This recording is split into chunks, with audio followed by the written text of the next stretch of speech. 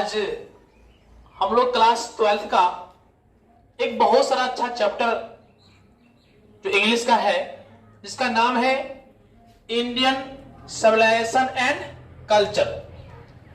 ये एग्जाम में बहुत बार इस चैप्टर से समरी पूछता है और आज हम आपको ऐसा इतना अच्छा से पढ़ाएंगे जो आपको समरी आज एक बार में आपको क्या करेगा, याद हो जाएगा। तो जितना भी मैंने ये समरी जो लिखा हूं, जो भी वर्ड है, जो हार्ड वर्ड है, मैंने सारे को देखे यहां पर ये टोटल को मैंने वर्ड मीनिंग को लिख दिया है ताकि आपको पढ़ने में दिक्कत ना हो, समझने में दिक्कत नहीं हो। तो अंत तक पूरे वीडियो को देखिए। मैं आपसे वादा करता हूं, मैं आपसे गारंटी लेता हूं कि अगर आपको ये वीडियो समझ में नहीं आवे तो मेरे वीडियो को डिसलाइक कर देना, लेकिन मैं आपसे वादा कर रहा हूं कि अगर पूरे वीडियो को देख लीजिए तो आपको याद यहां पर आ जाए। इससे बेहतरीन आपको कोई नहीं समझा सकता है, क्योंकि एक एक वर्ड को मैंने वर्ड मीनिंग को लिख दिया हूं ताकि आपको दिक्कत नहीं हो। तो चलिए वीडियो को स्टार्ट करते हैं और देखिए ध्यान से क्या लिखा है। इंडियन सिविलाइजेशन एंड कल्चर मतलब भारतीय सभ्यता और संस्कृति। देखिए सारा वर्ड मीनिंग है। चैप्टर का नाम क्या है?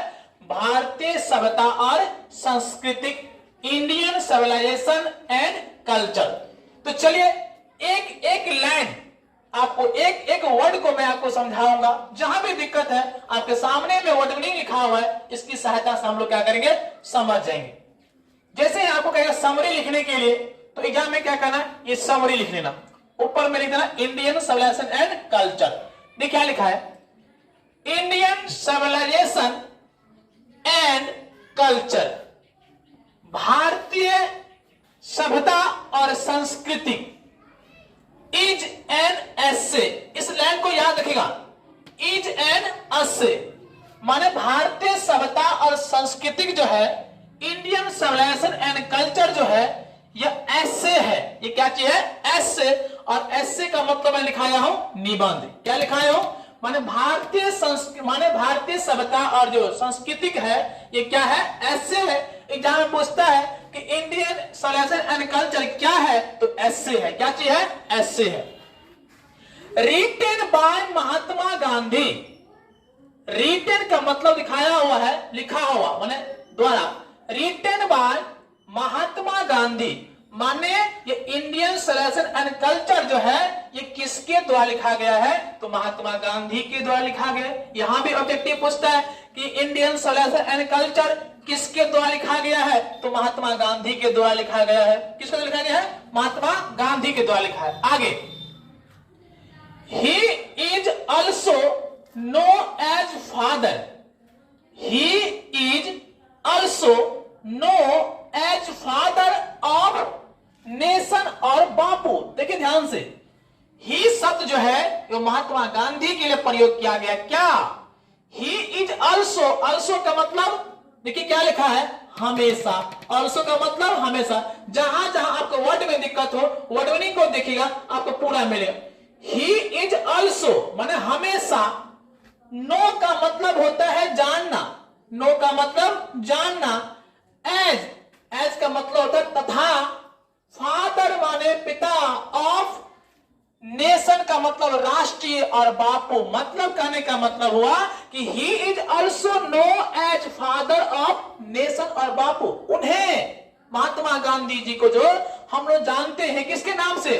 फादर ऑफ नेशन माने राष्ट्रीय पिता के नाम से क्या कहता है, जाना जाता है। फादर ऑफ नेशन और बापू यानी राष्ट्रपिता के नाम से या बापू के नाम से क्या कहते हैं, वो जाने जाते हैं। कौन? महात्मा गांधी। पूछेगा कि महात्मा गांधी जी किस नाम से जाने जाते हैं, तो राष्ट्रपिता और बापू के नाम से जाना जाता है। मतलब ही इज ऑल्सो नो, वो हमेशा। फादर ऑफ नेशन और बापू, वो हमेशा राष्ट्रपिता और बापू के नाम से क्या किया जाता है, जाना जाता है। कौन? तो महात्मा गांधी। पूछेगा कि महात्मा गांधी क्या चीज जनाते हैं, तो राष्ट्रपिता और बापू के नाम से जाना जाता है। आगे क्या कहता है, he was born on 2 October 1869। He was born. Born का मतलब होता है जन्म। क्या होता है? बॉर्न का मतलब जन्म। ऑन 2 अक्टूबर 1869 माने महात्मा गांधी जी का जो जन्म हुआ था 1869 मतलब 1869 ईस्वी एट पोरबंदर इन गुजरात। माने क्या, गुजरात के पोरबंदर में महात्मा गांधी जी का जन्म हुआ था। महात्मा गांधी जी का जन्म कब हुआ था? तो 2 अक्टूबर 1869 पूछता है कि महात्मा गांधी जी का जन्म 2 अक्टूबर 1869 1869 कहां हुआ था? तो पोरबंदर इन गुजरात, माने गुजरात में एक पोरबंदर है, उस वहीं पर महात्मा गांधी जी को क्या हुआ था? जन्म हुआ था। क्या समझ में आया? एक बार हम पूरे को पढ़ते हैं यहां से। Indian civilisation and culture in an भारतीय सभ्यता और संस्कृति जो है वो क्या है? ऐसे है। ऐसे का मतलब निबंध है।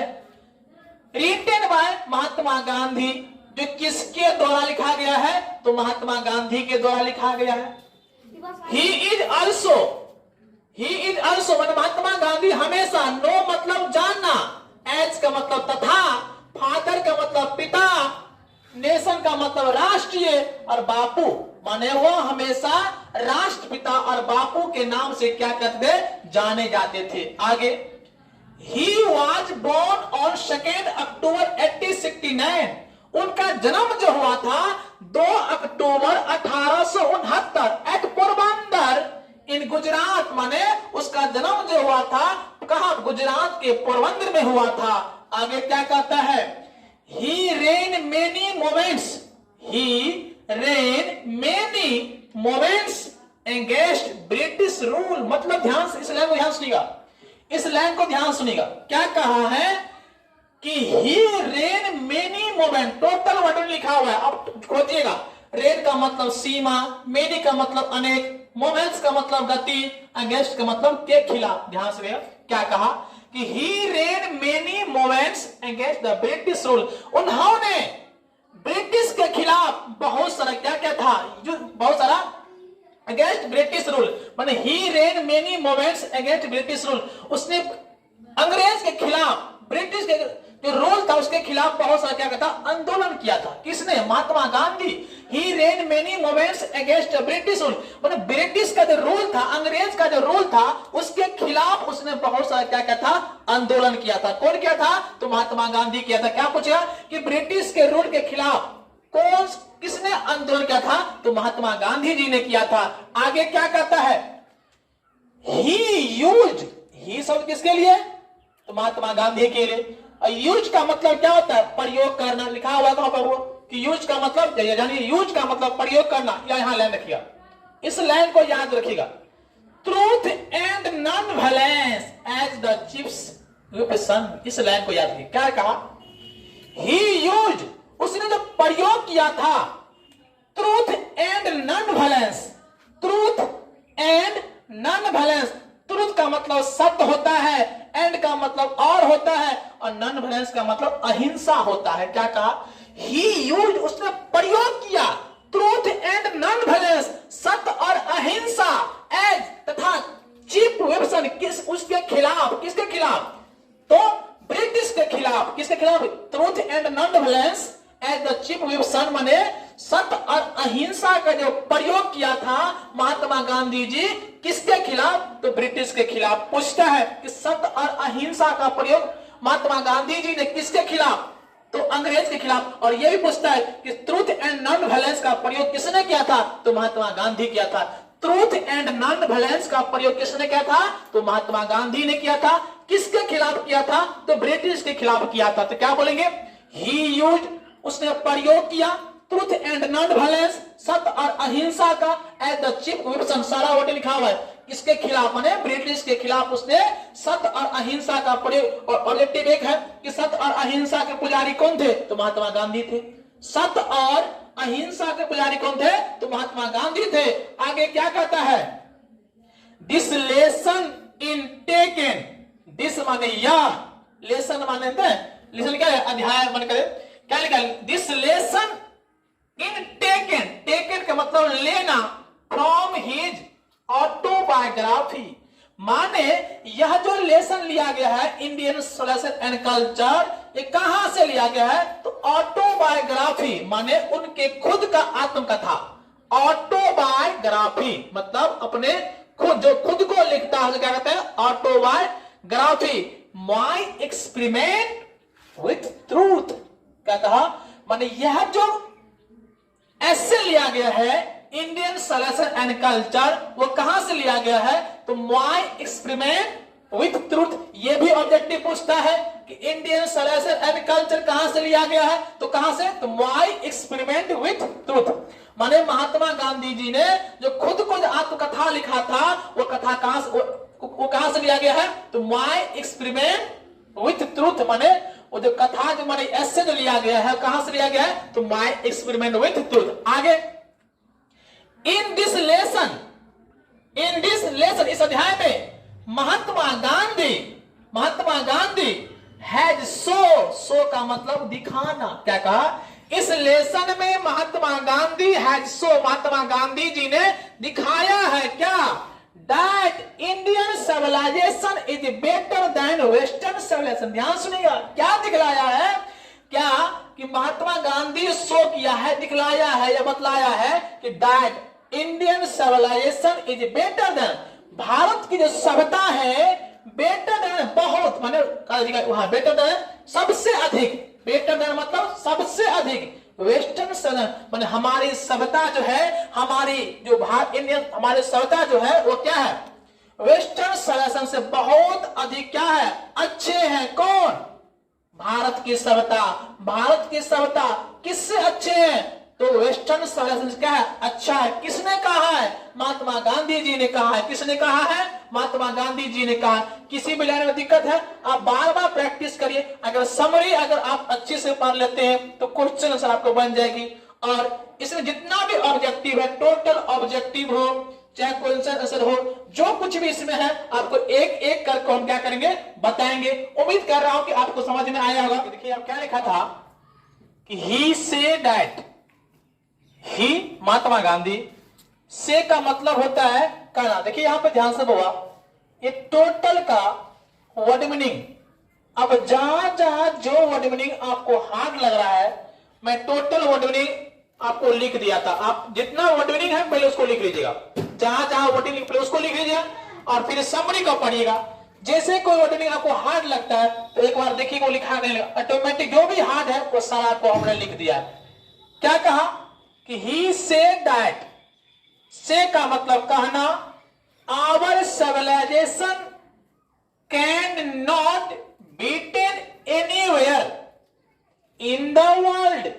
कहने का मतलब हुआ महात्मा गांधी जी कहते हैं कि ही सेड दैट, उसने कहा, आवर माने हमारा, सिविलाइजेशन हमारी सभ्यता है, कैन नॉट, बेटे मतलब क्या लिखा है, पराजित, एनीवेयर कहीं भी, इन द वर्ल्ड हमारी सभ्यता को कोई नहीं पराजित कर सकता है। किसने कहा है, महात्मा गांधी जी ने कहा। क्या, ही से दैट, उसने कहा है, आवर हमारा सभ्यता, कैन नॉट, कैन का मतलब सकता और नॉट का मतलब नहीं, बीटेन का मतलब पराजित करना, एनीवेयर माने कहीं भी, इन द वर्ल्ड इस संसार में कहीं भी हमारी सभ्यता को कोई पराजित नहीं कर सकता है।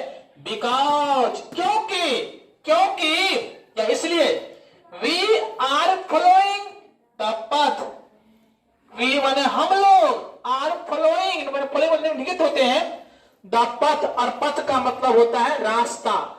We are following the path that our ancestor made forward, क्योंकि यह हमारा क्या है, रास्ता है।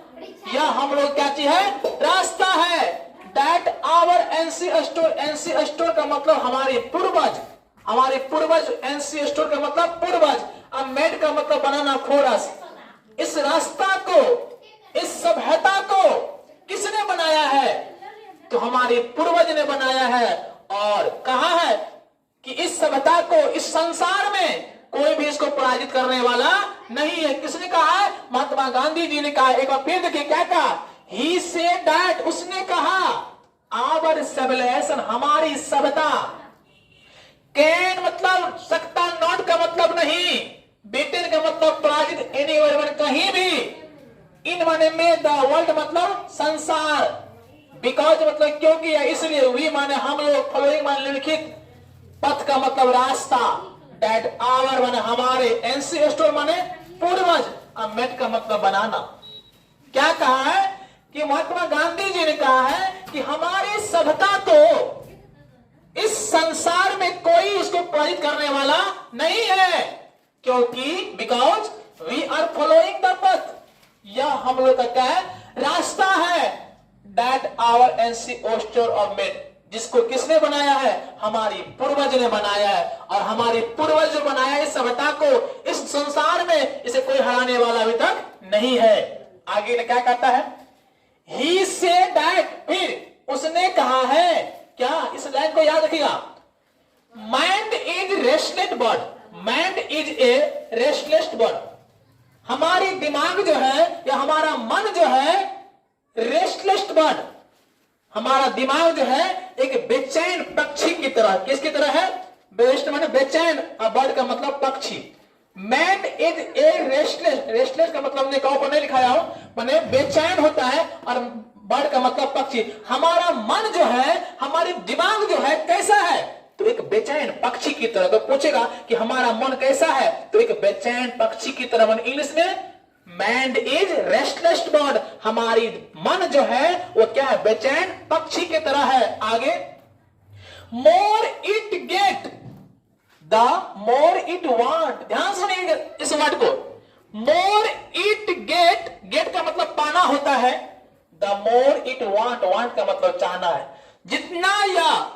जितना अधिक यह पाता है उतना अधिक यह क्या करता है, चाहता भी। ध्यान सुनिएगा, मोर इट गेट, जितना यह अधिक पाता है, द मोर इट वांट, उतना अधिक यह क्या करता है, चाहता है। मतलब हम लोग संसार में क्या है, संतुष्ट नहीं किसी चीज का, जितना कहते हैं भगवान हमको एक मंजिल दिया, जब एक मंजिल हो जाता है तो एक मंजिल और भरते, एक मंजिल और भरते, माने संतुष्टि नाम का चीज है। मतलब कहा है कि मोर इट गेट, जितना यह अधिक पाता है ना, मोर इट वांट, उतना और यह चाहता है, संतुष्ट नहीं। स्टिल रिमेन्स अनसैटिस्फाइड, स्टिल मतलब फिर भी, रिमेन्स अनसैटिस्फाइड, फिर भी हम लोग क्या है, संतुष्ट नहीं है। किसने कहा है, हमारे महात्मा गांधी जी ने कहा है कि मोर इट गेट, जितना यह अधिक पाता है, इसका मतलब जितना यह अधिक यह पाता है, द मोर इट वांट, उतना और यह चाहता है।